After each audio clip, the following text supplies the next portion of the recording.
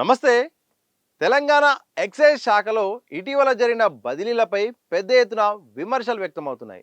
పనితీరు, నిబద్ధత ఆధారంగా కాకుండా కేవలం సిఫారసుల మేరకే పోస్టింగ్స్ ఇచ్చినట్టు ఆరోపణలు వినిపిస్తున్నాయి.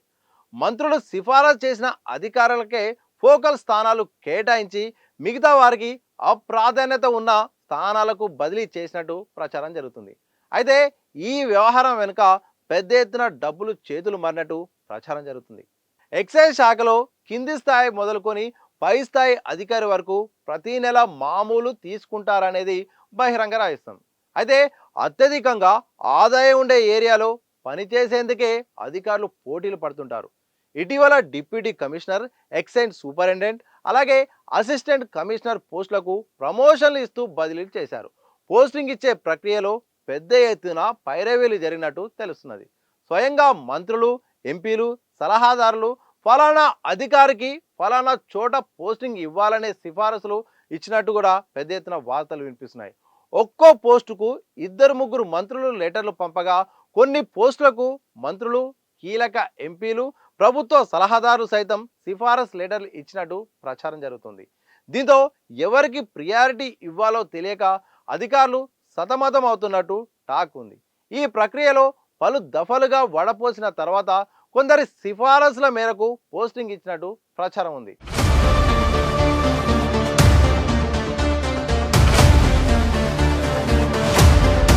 సహజంగా మంత్రులు, ఎంపీలు, ఎమ్మెల్యేల వద్దకు వెళ్ళి అధికారులు పోస్టింగ్ల కోసం సిఫారసు లెటర్లు తెచ్చుకోవడం సహజం.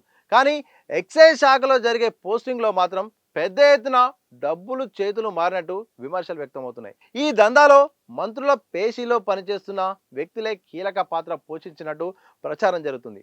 అందులో భాగంగానే పలువురు మంత్రుల పేషీల నుండి పదే పదే ఎక్సైజ్ శాఖ అధికారులకు పోస్టింగ్ విషయంలో ఫోన్లు వచ్చినట్టు తెలిసింది.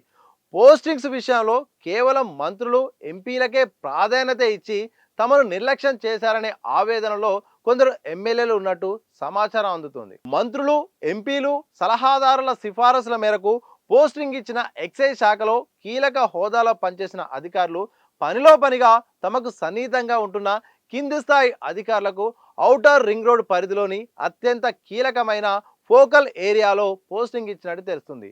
దీంతో సదరు కీలక అధికారుల నుండి మంచి చెడులు చూసుకునే బాధ్యతలో భాగస్వామ్యం కల్పించారనే ప్రచారం ఉద్యోగ వర్గాల్లో జరుగుతున్నది. అయితే పోస్టింగ్ ఇచ్చే ప్రక్రియలో ఒకటి రెండు సామాజిక వర్గానికి చెందిన అధికారులకే ఫోకల్ స్థానాలు ఇచ్చి మిగతా వర్గాలకు నాన్ ఫోకల్ స్థానాలు కేటాయించినట్టు ప్రచారం అయితే మాత్రం పెద్ద ఎత్తున అధికార వర్గాల్లో జరుగుతుంది. చాలా సంచలనమైన అంశమే. ఎందుకంటే ఎక్సైజ్ శాఖలో మాత్రం తెలిసిన వారికైతే మాత్రం చాలా వరకైతే మాత్రం ఇది పెద్ద వార్త కావచ్చు. ఎందుకంటే ఎక్సైజ్ శాఖలో దాదాపు అయితే మాత్రం పై స్థాయి, కింది స్థాయి నుండి అయితే మాత్రం పెద్ద ఎత్తున ముడుపులు చేతులు మారుతున్నాయి అన్నట్టు కూడా వార్తలు కొంతకాలంగా వినిపిస్తున్నాయి. ఇందులో భాగంగా కీలక స్థానాల్లో ఉన్న అధికారుల సిఫారసులపైనే ఇక్కడ ఆధారపడింది.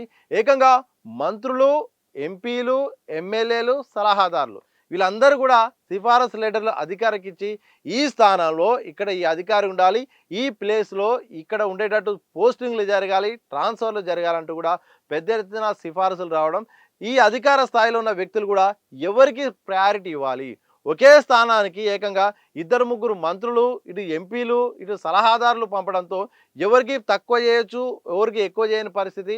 ఒక మంత్రి కాదంటే ఇంకో మంత్రికి కోపం వస్తుంది, ఒక సలహాదారుడు కాకపోతే ఇంకొకరికి కోపం వస్తుంది. ఇలా ఎంపీలు ఈ స్థాయిలో కూడా సిఫారసులు రాయడంతో ఎవరికి అర్థం కాని పరిస్థితి ఉన్నది. ఇదే సందర్భంలో దాదాపుగా ఫిల్టర్ చేసి అందులో బెస్ట్ ఎవరుంటారో వాళ్ళని సెలెక్ట్ చేసుకున్న పనులు అయితే మాత్రం ఎక్సైజ్ శాఖ కీలక శాఖ అధికారులు ఉన్నారట.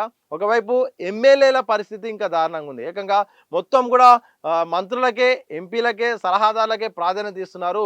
మా పాత్ర ఏంటి, మాకు మెచ్చిన అధికారి కూడా ఉండాలి, ఫలానా అధికారులను కూడా మా పైన కూడా ఒత్తిడి ఉంది, ఆ అధికారి మా దగ్గరికి వచ్చి కూడా నాకు ఈ స్థానం కావాలి, ఈ ప్లేస్ కావాలని సిఫారసు చేస్తుంటే, అడుగుతుంటే నేను నా స్థాయిలో నా బలాన్ని కూడా అధికారాన్ని కూడా ప్రయోగించాల్సి ఉంటుంది. కానీ ఇక్కడ మొత్తం మంత్రుల, ఎంపీల చేతుల్లోనే వ్యవహారం నడుస్తుందని కూడా ఇటు ఎమ్మెల్యేలు ఆవేదన వ్యక్తం చేస్తున్నారట. ఓ రకంగా పెద్ద ఎత్తున ఇక్కడ డబ్బులు అయితే మాత్రం మొత్తం మారుతున్నట్టయితే మాత్రం అధికార వర్గాల చర్చ జరుగుతుంది. పోస్టింగు ఇంత ఇంత ఈ పోస్టింగ్ కావాలంటే ఇంత, ఈ ప్లేస్ కావాలంటే ఇంత అని కూడా బేరాలు కూడా జరుగుతున్నాయట. ఎందుకంటే ఎక్కువగా కూడా ఏ స్థానంలో అయితే ఎక్కువగా కూడా డబ్బులు వస్తాయో ఫలానా ప్రాంతంలో ఇక్కడ పోస్టింగ్ వస్తే మాత్రం భారీ ఎత్తున కూడా మొత్తం డబ్బులు వస్తాయి. అప్రాధాన్యత స్థానాల్లో ఉంటే మాత్రం ఇంత తక్కువగా వస్తాయి. దాన్ని బట్టి కూడా ప్రియారిటీ కూడా మారిపోతుంది. అందుకోసమే ఆ యొక్క కీలక పదవికి అలాగే ప్రాంతాలకు కూడా పలానా ప్రాంతాల్లో ఉంటే మాత్రం పెద్ద ఎత్తున మొత్తం కూడా డబ్బులు సంపాదించుకోవచ్చు. ఔటర్ రింగ్ రోడ్ లాంటి ఏరియాలో కూడా పెద్ద ఎత్తున కూడా మొత్తం కూడా ముడుపులు వచ్చే అవకాశం ఉన్న నేపథ్యంలో అధికారులు రాజకీయ నాయకుల్ని కలవడం, రాజకీయ నాయకులు మళ్ళీ పై స్థాయి ఉన్న అధికారులకు కూడా సిఫారసు చేసి పలానా వ్యక్తి ఇక్కడ ఉండాలని కూడా ఇట్లా అడగడం కూడా జరుగుతుందట. నిజంగా దీనిపై ప్రభుత్వం కూడా ఫోకస్ చేయాల్సిందే. ఎందుకంటే ఒక రాజకీయ నాయకులు ఈ స్థాయిలో ఒక్క వ్యక్తి ఒక్క స్థానం కోసం ఇంత ఎత్తున మంత్రులు కానీ ఎంపీలు కానీ సలహాదారులు కానీ ఇట్లా సిఫారసులు ఇవ్వడం అధికారులకే తలనొప్పిగా మారడం అనేది కూడా సంచలనమైన పరిణామం. మరి ఈ విషయంలో ఏం జరుగుతుందో ఏమో కానీ మొత్తానికి ఈ మధ్యకాలంలో ఎక్సైజ్ శాఖ సంబంధించిన అంశాలు అయితే మాత్రం ఒక్కొక్కటిగా బయటకు వస్తున్నాయి. ప్రధానంగా ఏదైతే నిజామాబాద్ సంబంధించిన సూపరింటెండెంట్ సంబంధించిన వ్యవహారం కూడా మొత్తం ఎప్పుడైతే ఏసీబీ అటాక్ చేసిందో అప్పంచెలు కూడా చాలా వార్తలు వస్తున్నాయి. ఎక్సైజ్ శాఖలో ఏం జరుగుతుంది, ఎంతెంత జరుగుతుంది అనే దానిపైన సోషల్ మీడియాలో కూడా మొత్తం కూడా ఆ పేర్లు లిస్టులు కూడా బయటికి రావడంతో ఎక్సైజ్ శాఖలో కొంత మార్పు చేర్పులు జరగాలి, ట్రాన్స్ఫర్లు జరగాలి, అలాగే దీంట్లో ప్రక్షాళన జరగాలని కూడా చాలామంది కోరుకుంటున్నారు. ఇటు ప్రతిపక్షాలు కూడా పెద్ద ఎత్తున విమర్శలు చేస్తున్న నేపథ్యంలో దీనిపై ఏమైనా చర్యలు తీసుకుంటారా, లేకపోతే యథా రాజా తథా ప్రజ అన్నట్టు ఎప్పట్లాగే కొనసాగిస్తారనేది మాత్రం తెలియాల్సి ఉంది.